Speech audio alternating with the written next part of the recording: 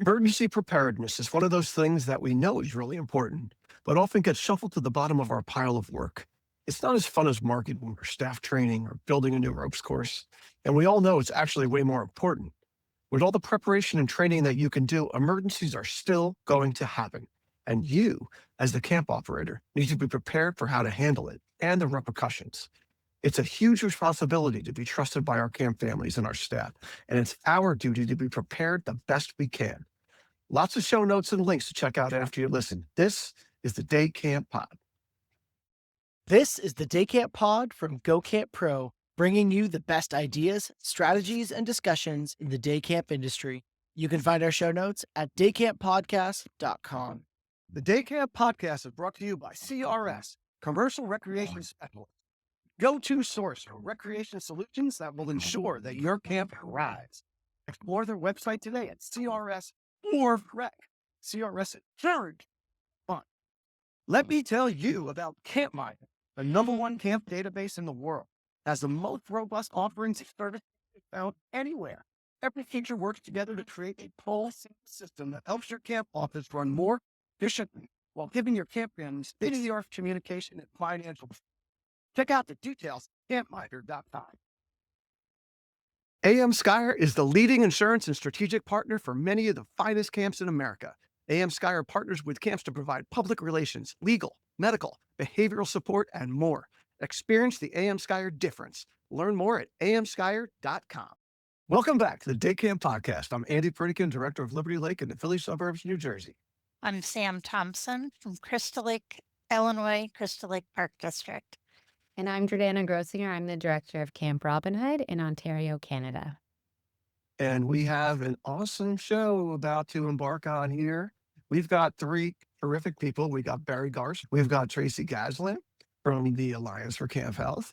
And we've got our friend Tim Huchton, who is from Mo Ranch down in Texas. So, Tim, let's start out with you. Tell us about you, yourself, and Mo Ranch a little bit.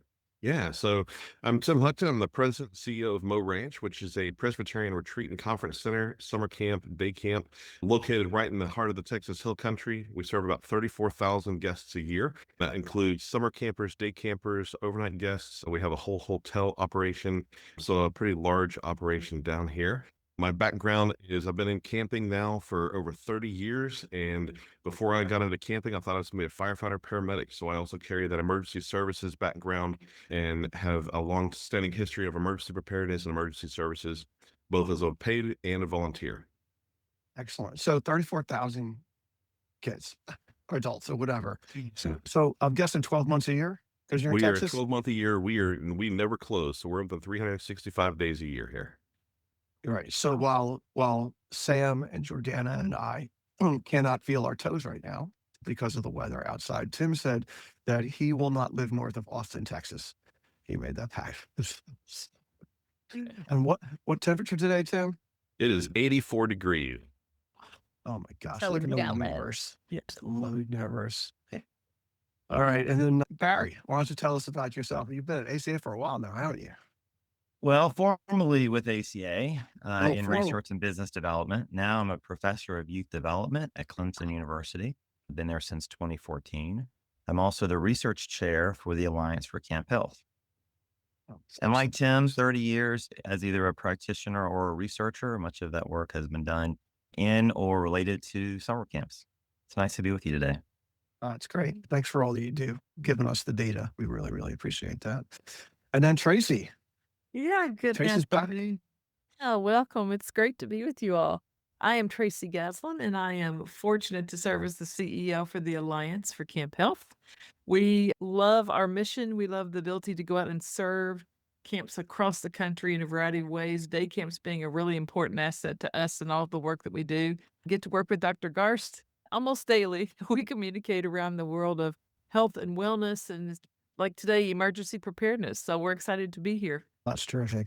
So emergency preparedness is on everybody's mind these days with what transpired in Texas and just, what goes on in the news. I mean, we live in a world now where we hear about emergencies every day. There are push notifications on our phone, right? Everybody's hyper aware, hypersensitive.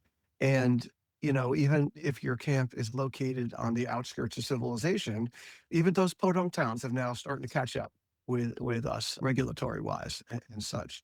And I can just say that, from my perspective, being a camp operator for, quarter century now, that, I've had a lot of things happen at my camp, weather related. We've had eclipses and earthquakes and Canadian wildfires and all kinds of stuff that you would never anticipate happening. And I want to quote our friend Dr. G, because when we talk about this kind of thing, it's not it happens, it's when it happens. It's really how you have to frame things. So I wanted to sort of start with that. And Tim, you had some wise wisdom that you were saying before we got on. So we've been talking, and one of the things that we talk about a lot down here is that last summer in Texas was not the summer that any of us expected. But that's the whole point of this particular podcast today. And what we're talking about is that we've got to be prepared for things that we never expect. And how do we start to think about that with different lens and a different viewpoint of, is it environmental? Is it a safety concern? Whatever it is. And it's not the things we expect that keep us up at night. It's the things that we don't expect that we've got to keep planning for also. Yeah, and I think that that idea of emergency preparedness itself, right? What that has evolved over time. And so I'm curious for all three of you, of over the course of your careers and all the years in camping you have under your belt, how has your understanding of emergency preparedness evolved over time? It's a big You question. know, yeah, I'll reflect a little bit. I was a director of a large camp and conference center that also conducted day programs.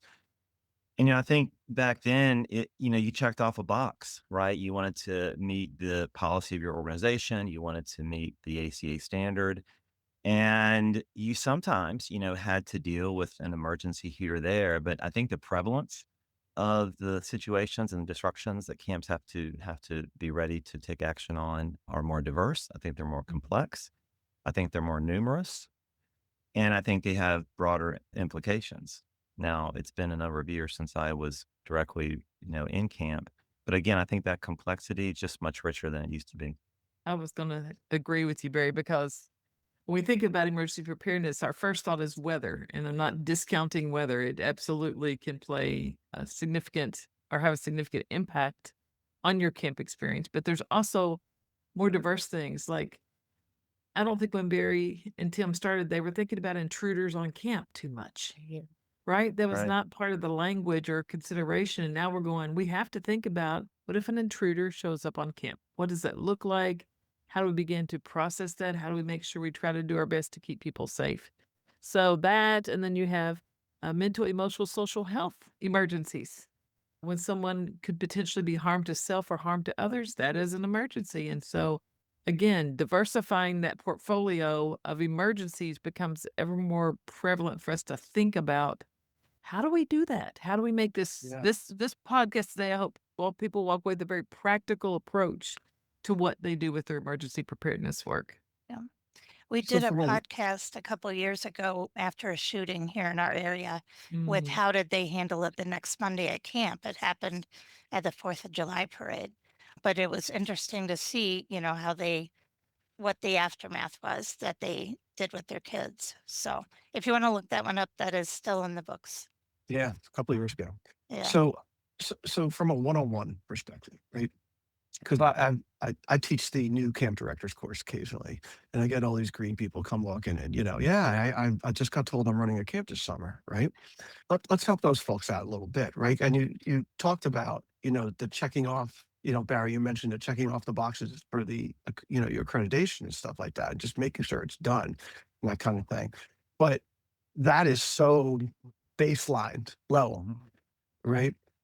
What kind of advice would we want to give to these folks to actually put plans together that are practical, that can be practiced, that can actually happen if and when it hits the fan? I think personally, this starts with a core philosophy, right? Of we know that this is going to be evolving all the time. And so Tracy and Barry, everybody's kind of talked about the fact that what we deal with today is completely different than what we'll deal with tomorrow. It's way different than 30 years ago. But knowing that our philosophy has to also change and evolve with that, and that whatever we do needs to be a living, breathing document that can grow and adapt and change with things. And it's not just going to be that checklist, right? But there's some great tools and some great resources out there, whether it be ACA standards accreditation or the safety navigator with this brand new emergency action template that they've created. There's a lot of great tools out there that can help you get to the point where you can check some boxes, but you've got to really first have the philosophy of this is a commitment we're going to make, and making sure that you're constantly evolving with that. What is the safety navigator?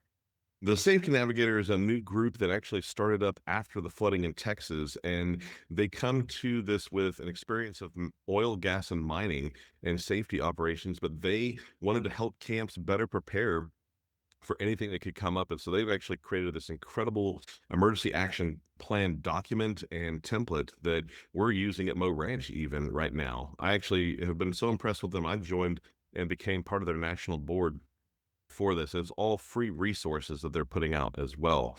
But the template is using people who are safety experts outside of camp and then combining that with people who are in camp and really creating some great tools.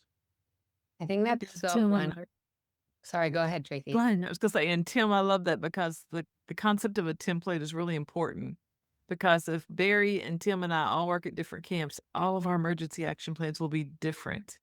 And so many times people will call us and say, can you just send me an emergency action plan? And I'm like, not exactly, because I don't know your population. I don't know where you're located. So many variables play into your emergency action plan and how you're going to enact that. So being able to take this template and create your own is critical. Create your own. We know we go with the easy route sometimes, but the time you put into the great plan can be very beneficial, I think. Well, and we all know that the easy button doesn't exist, right? So we're not going to be able to just click the easy button and this is all going to happen.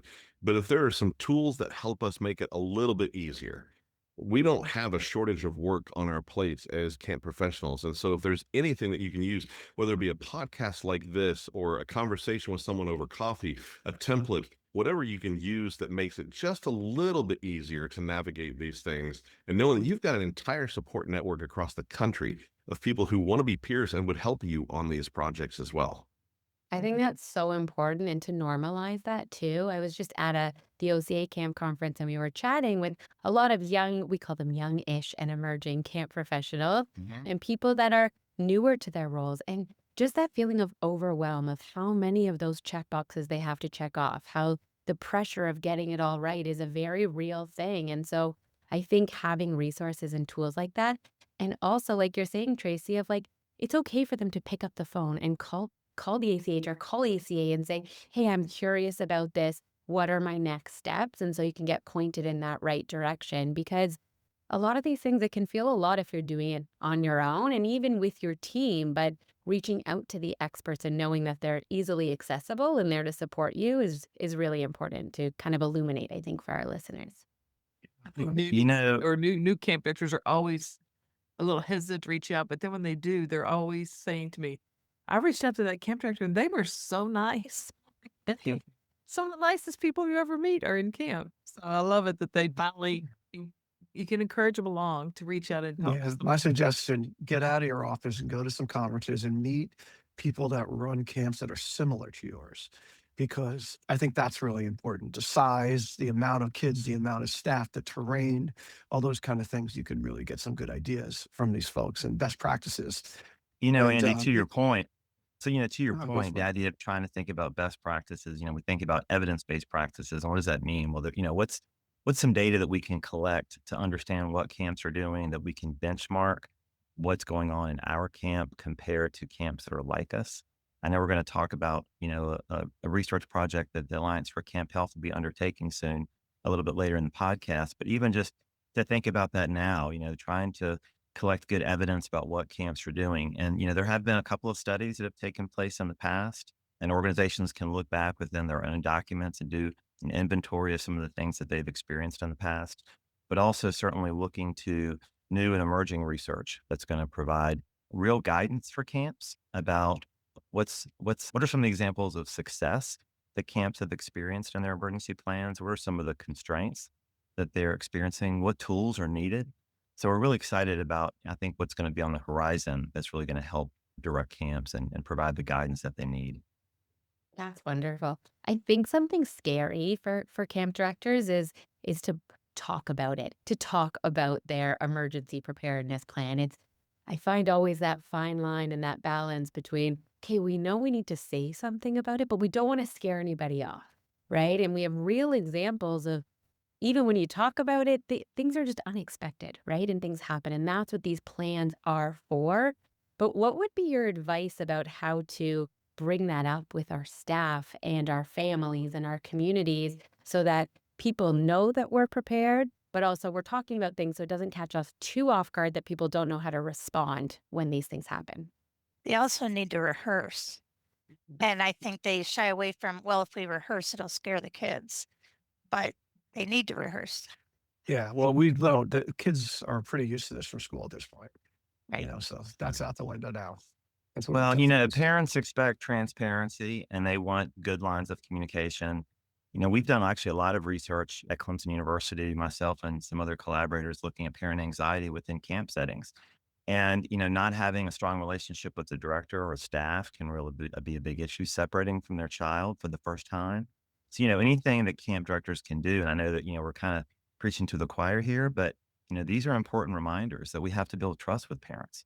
And we have to tell them that we're going to be upfront with them about the potential situations that can happen in camp and all of the many things that we're going to do to keep their child safe. I don't have a problem at all bringing it up with parents. I think they're glad to hear it. I think they hesitate to bring it up, but I think that we should.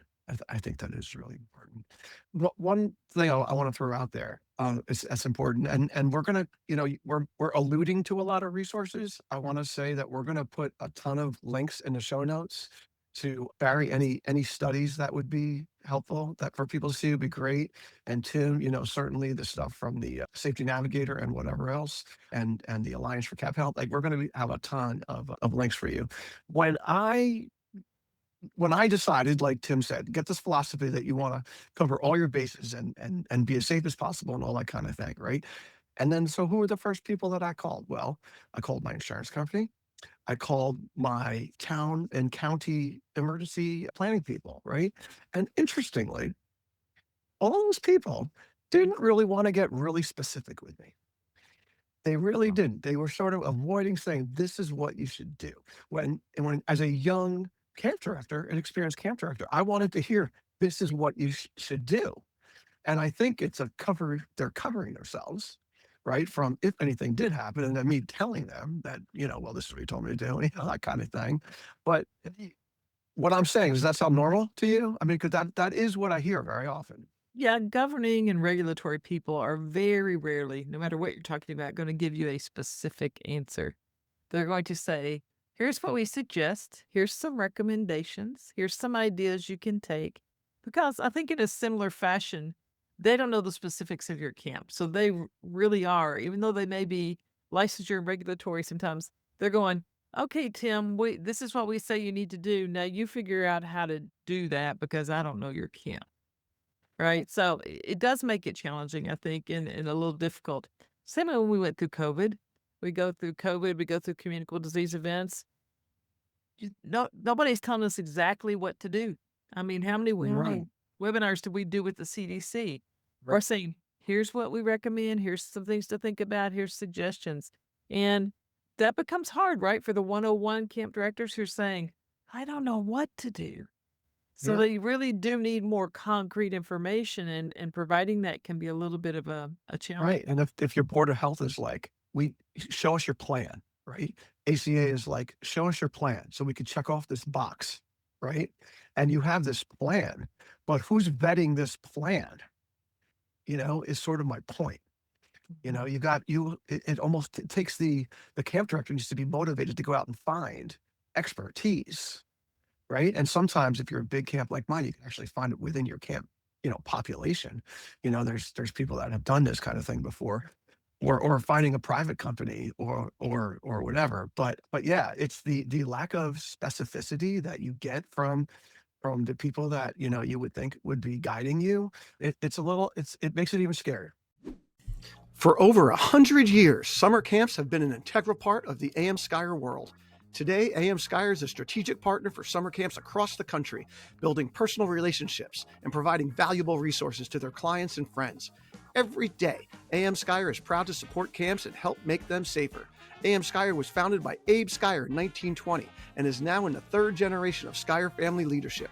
Henry, Jeffrey, Amy, and the experienced AM Skyer staff eat, sleep, and breathe summer camp, in addition to fostering partnerships with camps that last for decades. Give AM Skyer the opportunity to find solutions for your most challenging insurance needs. They go above and beyond. Trust me, I know. Learn more at amskyer.com. And there's another dimension too. We think about the camps that maybe don't know what to do. They're so new that they don't have any sense of how to pull a plan together. I think another component of camps that are sort of out there are the camps that have a plan, but they haven't looked at it recently. They really don't know what it says. They haven't thought about the chain of responsibility and, who's supposed to respond when and in what situations. So I think that's another big sort of learning opportunity for camps that may be engaging with this podcast, is to sort of think about yourself potentially in that bucket, right?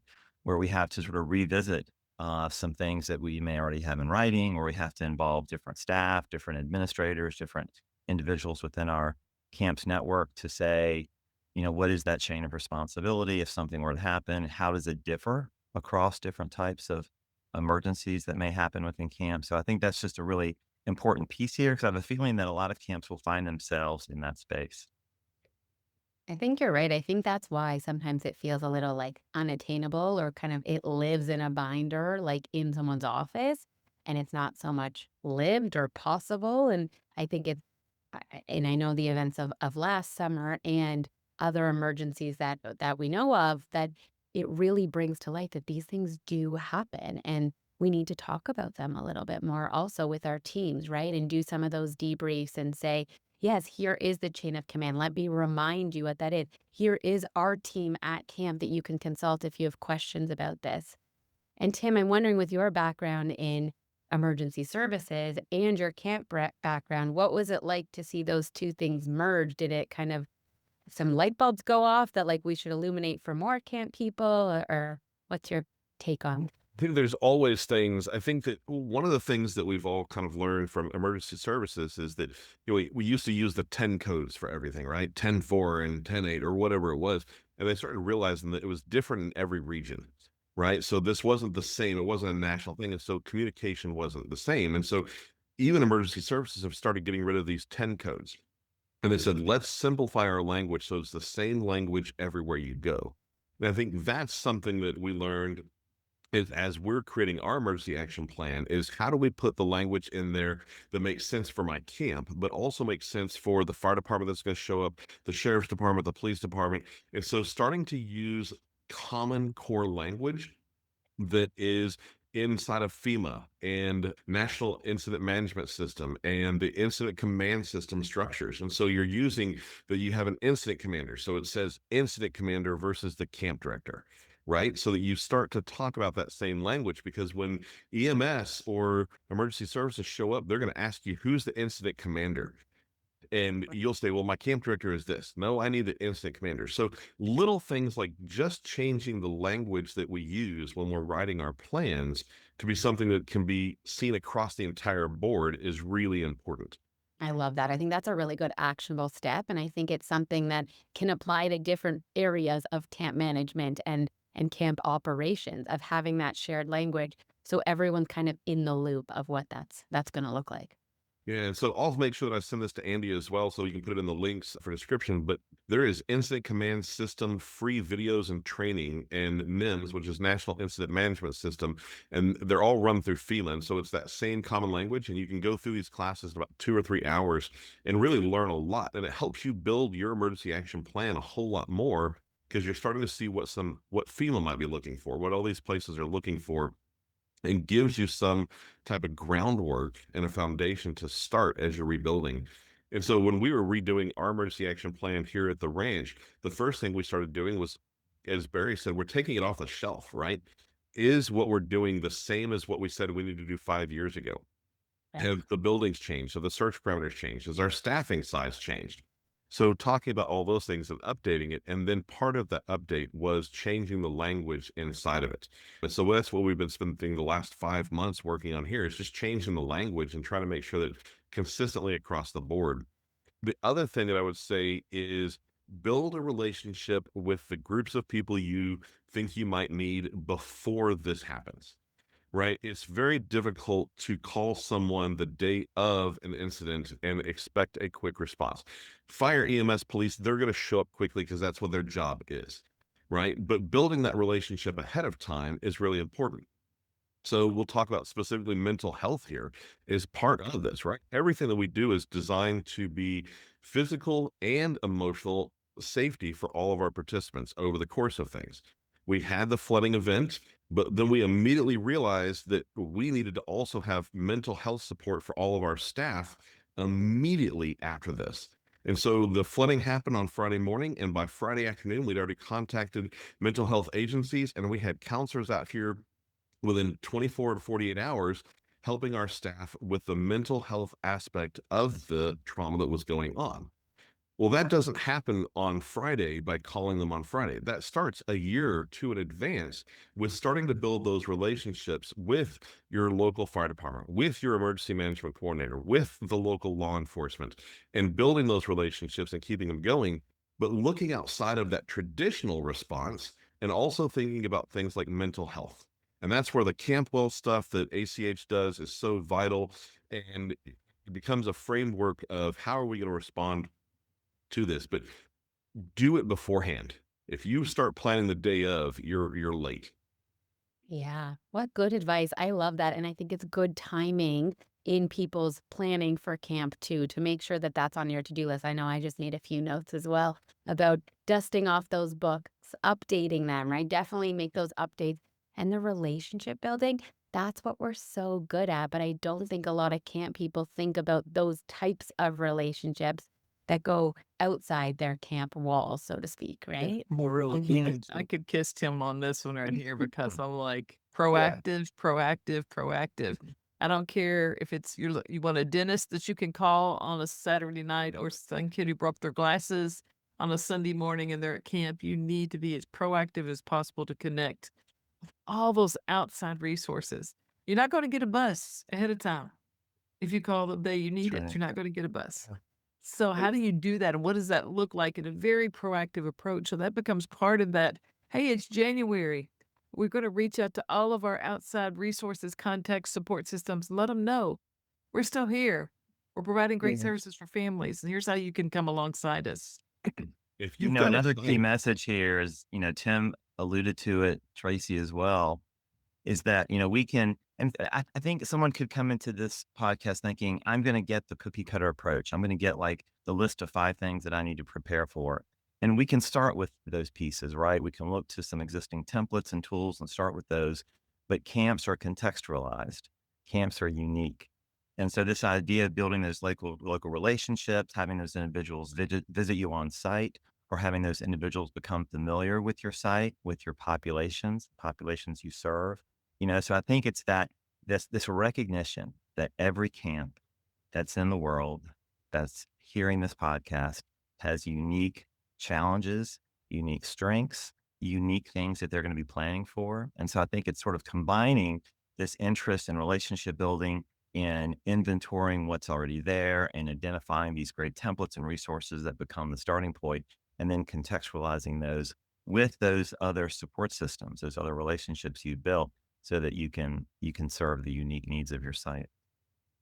Barry knows I say this all the time. The beauty of campus, we're so diverse. The challenge of campus, we're so diverse.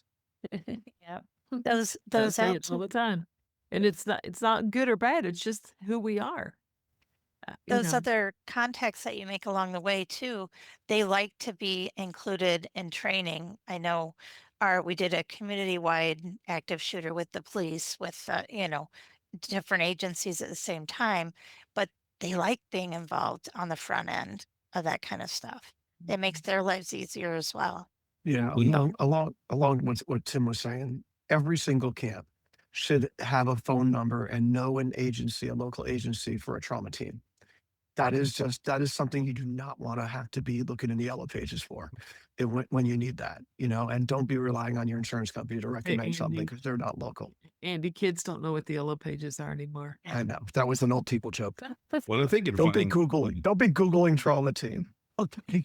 going Well, back to Were you going to say something? yeah, go ahead, Tim. I was going to say, going back to what Sandra was saying, is invite them out to your site, right? Invite the law enforcement, invite the firefighters, invite the EMS guys out to the site so they get a chance to see it. The more that they're on the site, the more familiar they become with your site anyway, which is always a fantastic thing. Some of us are much more rural and some of us are very urban, right? But there's different challenges. And so letting them get a chance to see you on site, but you're building that relationship with them back and forth. And it's a huge thing. Invite them to come and have a play day on your camp at some point in time in the off season, and just invite them out as a thank you for what you're doing. And you'd be amazed how many of them will show up. But then they're going to be your best advocates moving forward as well, and they're happy to do a lot of things to. They may give you some suggestions of ways to make your wave better. Well, it's so mutually beneficial. I know at our day camp, we have police on duty at the end of the day to get all of our buses out of off our site. But when you pay for on off-duty police to come to camp, they have to come for a certain amount of hours. So instead of them just sitting in their car, we always have them come out. They can walk around, hang out with the kids a little bit, and also look around the site so that they know where all of our buildings are, right? They know the layout of our site, so we have that connection. But another great tip that I heard a camp doing also was just having a bunch of local people over to camp just to know about what goes on there, right? Sometimes we're on our own island in terms of nobody knowing what happened there. So I think that relationship building is really, really awesome. And I know we've talked a lot about the specifics of the actual check boxes and things we need to plan for. But can we maybe take a minute to talk about also like the good judgment? Like when we train our staff, we sometimes think we have to train to the emergency plan and what happens if, who do you go to when? But I think after learning from a lot of emergencies that have happened, it's a lot of the good judgment of those young staff that maybe we didn't necessarily think we trained to, but that comes out in these moments. So I'm wondering if people have thoughts about that judgment piece. For We're sure. I just mean, throwing and out our the big question. counselors are a little different, right? But I think one of the things that I've continued to learn as we dig into this emergency preparedness research is everybody's not going to remember every word of every emergency preparedness protocol, not even the camp director or the incident commander, right? But we've got to give them some grounding pieces. And that starts really with, okay, we want you to know, here's what you do if you're going to shelter in place, and here's what you're going to do if we evacuate. Start with those two big pieces and really give them a foundation for, okay, I have to make that decision first. Like what's happening here in relationship to, is this a shelter in place thing or is this an evacuation thing? And knowing kind of to know where to go and the first actions in those two moments will then help guide the next steps down the road. So I think it's interesting to think about, how do we give some concrete things, because we know people need that. We all do in the moment of crisis, without trying to make them go, remember it was on page 2 of the protocol and it was number 3C. And I'm like, no, Yeah, we don't. no, we created like a cheat sheet, like real simple thing about like, when there's lightning and when there's this and when there's that. And also part of it is who, right? Who you need to create like an executive committee for an emergency situation, because what ends up happening is that everybody wants to be the hero, everybody wants to help, right? And it becomes too many cooks really quickly. And then there's a communication aspect on top of it too, right? If you're using walkie-talkies and you have 50 walkie-talkies going, it's going to a specific channel, using a certain code word to get people to those specific channels and just those people and that kind of thing. There's a lot of little things that you can do. And what you're saying, Tracy, is it makes people feel better to just have those basic guidelines, as opposed to the binder, right? Right. For sure. Yeah, Jordana, that's a great question. This idea of thinking about what camps are doing well or what are their strengths. And, I know camps that have had sort of back pocket guides for their staff that included emergency procedures.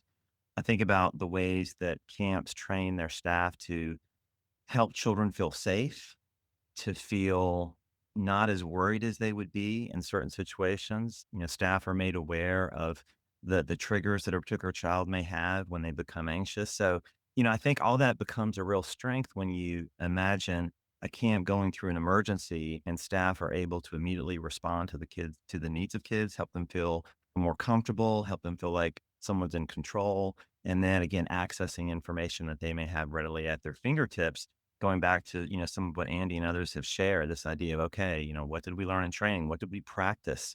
What did we demonstrate, right? It kind of goes back to those foundational things that happen in staff training to help staff remember what they're supposed to do in certain situations.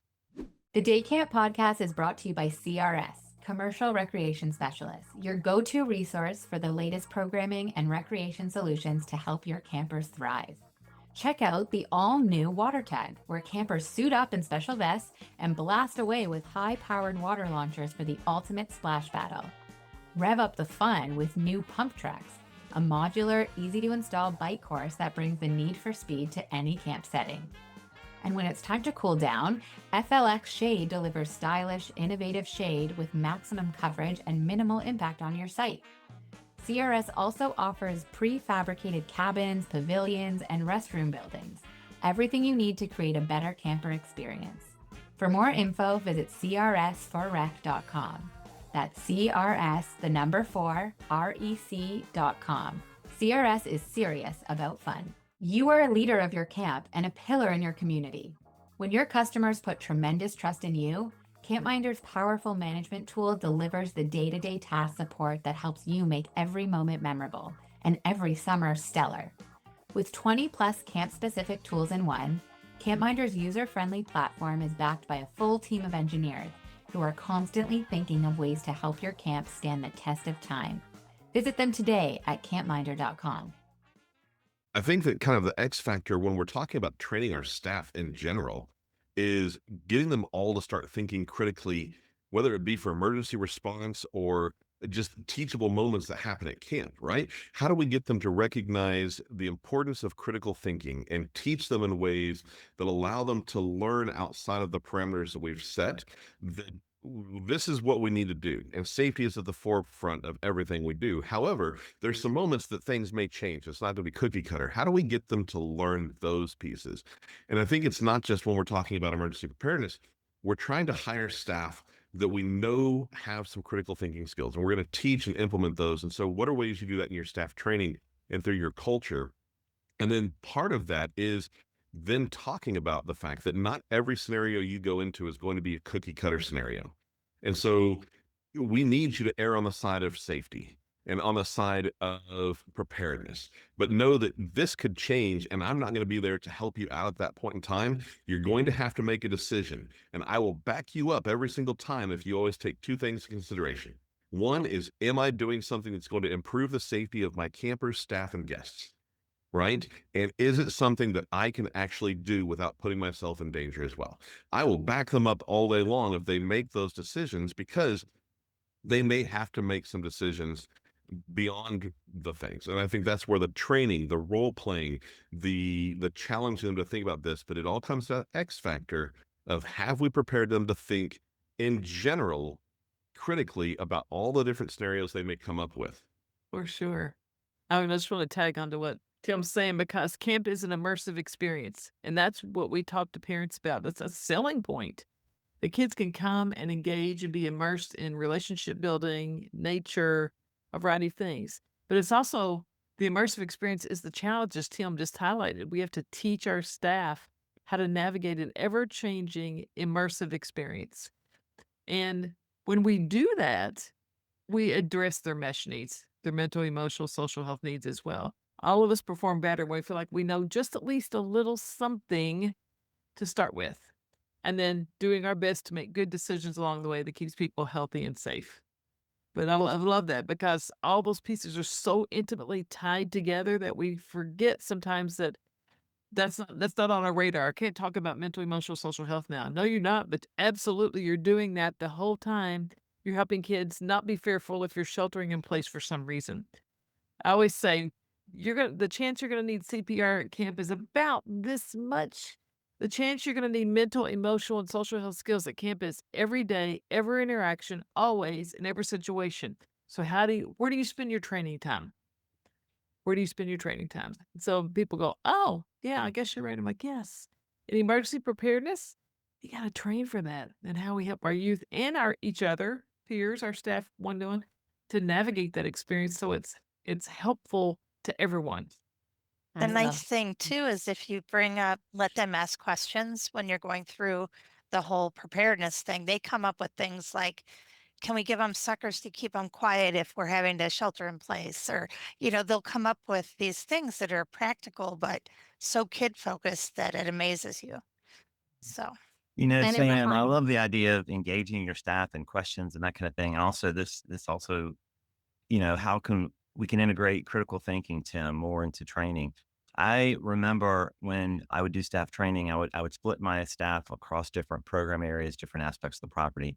And I had to brainstorm all of the worst, riskiest things that could happen at that space, in that program area, at that part of camp. And they came back with things that were brilliant, things that we hadn't planned for, things we hadn't thought of. And of course, if I'm a new staff member, I'm looking at the experience staff going, oh, hadn't even thought about that. Has that happened before? And, where'd that come from? So they would come back with all of these just tremendous ideas and things that could happen. And we would then debrief those, right? Attach those to some existing procedures, develop some existing procedures if we didn't have any for that particular potential concern. So really neat. But again, Ownership, Sam, a Barry. great You way gave to them ownership. That's involve key. staff. That's right. It's a Involve great staff, exercise. just get them And then thinking. they're bought It's a in. great exercise. Yeah. yeah. It's awesome. And I think it reminds us also, like, there is training for emergency preparedness, which is important, and train to the procedures that are in place. But what we're all talking about also is the training that our staff and our teams undergo as being part of these camp communities. With those thinking skills, it's giving them the confidence to make those decisions in the moment, which is what we require in emergencies, no matter what the emergency is, right? And so I think practicing that decision making is really important, because also a lot of our young staff have no practice making decisions. They have people making decisions for them constantly, which extends for sure into the mental health challenges that our staff face and that we support every day. But if we can help them before camp start, flexing that muscle of how to make decisions and saying, hey, we trust you to make the decision, and giving them that framework like Tim has of like, if these are the two things that are in mind, I've got your back. Like, you've got this. And so I think that that's really valuable to empower our staff with those things to help in those emergencies when it can be so unpredictable sometimes. Yeah. I mean, you don't want to scare away your people. Not necessarily. It's a balance, right? But certainly these conversations have to be happening with your full-time staff and your part-time staff, like your top leadership people, the sort of worst case scenario kind of thing. Everybody, most people are involved in camp because we like spreading sunshine and seeing smiles and laughter and hugging kids and all that fun stuff, right? And you don't really want to, like, this is the stuff you sort of almost avoid. Right. And if you're the camp operator, like, you really have to make this priority. You really do have to look at things. I love that exercise, Barry, with the staff, like in Mhm. every section of the camp, like what could go wrong here? Because, we know enough camps that have had real rough situations where they've literally done everything right. Mhm. And things are still going to happen. So if that's the case, then we have to plan for those things to happen. Part of the ACH mantra is to plan for the unplanned. That's what Tim has talked about so eloquently already, is plan for the unplanned. If everything goes great, and I would like for all of you to hold up your hand to show me that your camp went 100% perfectly correct every single year. Nobody can tell you that. Things are going to happen. They are just going to happen. It's called working with youth. Right. So how And do we navigate that in a way that really empowers people, gives our staff voice, they buy in once they are able to say, oh yeah, Barry, this is what could happen at the climbing wall. And they go, oh yeah, that's critical thinking opportunities, just makes it much more impactful. And as I told a parent who I was giving a tour this weekend who was asking me tough questions, and I said, the thing that separates good camp from a great camp is when things don't go well, right? When things, something happens, right? That's when you can tell the camp is well drilled, because it's prepared, it's excellent. That's a big differentiating feature. Why don't you tell us about the research project you guys are doing with ACH? You want me to start, Barry, or do you? Yeah, Tracy, go ahead and maybe talk about Yeah. the funding mechanism and some other pieces, and I'll For take it from sure. there. Sure. So the Alliance for Camp Health is embarking on a robust emergency preparedness national survey. We're being supported by Atmos Energy, and they are very interested in they spend a lot of their time helping and supporting first responders. There you go, Tim.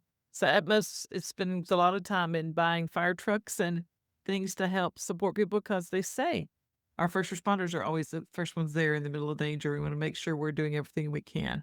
And so they're very much invested in emergency response, safety of individuals in collective group areas. And we're doing this national survey in conjunction with Camp Doc, who's allowing us to push this information out to their members, the University of Michigan research team. So they're helping us navigate a really big survey project, which we're excited about. And the data and information we're hoping to get is real world data. We want those camps who don't have perfect or what they think are perfect emergency action plans to be responding to this survey. This is not an audit. This is a share with us what you think you know, what you think you're doing, and then we'll have a much more robust collection of data that Barry and all his lovely friends are going to get to analyze for us. What do you want to add, Barry? I think sometimes when we invite camps to participate in our projects, they wonder about how much time it's going to take. They wonder about issues of privacy. It's not going to be a lengthy survey. It's going to be detailed, but it's not going to take a tremendous amount of time. It's also going to protect the identifiable information. So individual camps will not be named in any report. We're really looking at the aggregate at that collection of responses to help us understand what are those emergency plans that camps have in place? What are the ones they want to develop? What are the ones that they're not sure of? What are those barriers and constraints that they are experiencing in developing emergency responses? What are the systems? How are they communicating? Like all of the pieces that go into emergency response, we're trying to better understand. And again, the more camps that participate, the more reliable that data will be, and it'll help us provide that guidance back to camps. We talked about benchmarking, understanding what other camps are doing, and that's going to be possible through a project like this. We really encourage every camp to participate in this project. And we'll include the details in the show notes for sure of how to get involved. And we started off talking about how many camps reach out to organizations like yours about what to do and how to do that. And I think it's a good reminder that it takes the data to kind of put those things in place as well. So this is a real Yes. great step towards that and to making those even better than they already are. Well, the good We- thing is Yeah. that the data gets old, right? Yeah. So we, researchers are in business all the time because we have to go back to it. But, in all honesty, if, and I know one of the most recent surveys and data sets that exist on this topic is from 2019. Right. And think about how many things are different now, what's happened. So there's a lot that we can learn about what camps are doing, what they're preparing for, where they need support. So we're really excited to be able to just, update what's known through this project. And Yeah. Tracy, give me a pitch for Alliance for Camp Health, right? Yeah. Because there's a lot, you guys have a ton of resources. Can you We talk are about some of Alliance those for things? Alliance for Camp Health. So our mission is to elevate healthier camp communities. And that's a big, bold statement. But we know that there's so many ways we do that. We serve 3 communities of practice: camp leaders and directors, healthcare providers, and behavioral health folks. And so it's really important that those 3 communities of practice work together, think together, process together, plan together, because many camps, when we first started talking about having access to behavioral health folks, camps were like, well, we'll think about that. And just about everywhere I talk to now, they have access, whether on site or telehealth or something, they have access to behavioral health, because we've got to have to encourage people along the way and help them understand how valuable that can be to the greater good of the whole camp community. So those 3 communities come together. We produce all types of educational information around our 2 frameworks, which are Mesh Plus and Shape. Mesh Plus is around relational care, mental, emotional, social health care. And then we have SHAPE, which is safety, health, and prevention education, which are all those clinical topics that we really need to think about as well. Everything from fractures to concussions to anaphylaxis, all those pieces that are critical for camp directors and leaders to know. Dr. Garst and I right now are in the middle with a whole group of great people writing a new textbook specifically for camp leaders and directors. And it will be the essentials of camp health for camp leaders and directors, not for healthcare providers. And so we know that camp is one of the few places that health is overseen sometimes with somebody with no health degree or background. And we feel like we want to come alongside these great camp leaders and support them in whatever way we can so that they go, okay, let me look at this chapter, what I need to know about communicable disease. Here's the things you need to think about. So we're really making it hopefully a very useful resource, not extensive text writing, but a very useful resource so people can pick it up and use it in all types of different ways, maybe in your emergency response planning. So we'll be including a variety of things there as well. But we're excited about that. And that should hopefully, knock on wood, our goal is for it to be out this fall. Oh, wow. That sounds amazing. That would really be great. I can't wait to see that. And, just tying this back to Dr. Garst Barry and the research. We talk about emergency preparedness and stuff. For someone who, had to deal with some rough situations, it really is, it's data, it's math, right? You think about the amount of camps, the amount of kids, right? And this is if you were a school, if you were Clemson University, right? If you were an arena that has concerts and sporting events and things like that, like things are going to happen, right? And it is on us to be as prepared as humanly possible for these things. And all these, all these other places, they all have great emergency plans. They all deal with the local and the county and the whatever, Office of Emergency Services and such. We as camps are just as important, but we got to take initiative because it's easy for us to do nothing and to just, sit there with our books and check off our things. And here's my emergency plan that I've submitted for the last 30 years, right? It's a lot tougher to do the work, and to be up to date with these things and make sure those contacts are in place. Because like we were saying, the contacts you called 5, 10 years ago, they may not even work there anymore. Right. And you have a dead email or a dead phone number or something like that. Right. You got to stay on top of these things at all times. That's a really good Well, call to action of go to update and brush off those books and go Google what yellow pages are, right, Amy? They should all do that too. yeah, Yeah. exactly.